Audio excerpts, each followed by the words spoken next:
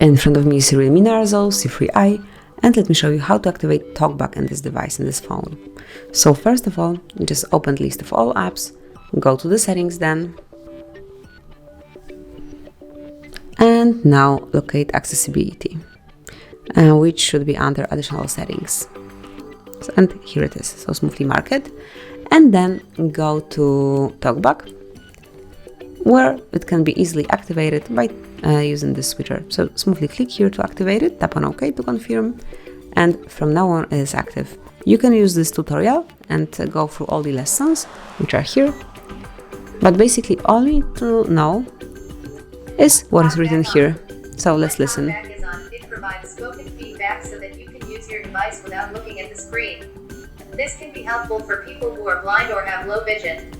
To navigate using TalkBack, swipe right or left to move between items. Double tap to activate an item. Drag 2 fingers to scroll.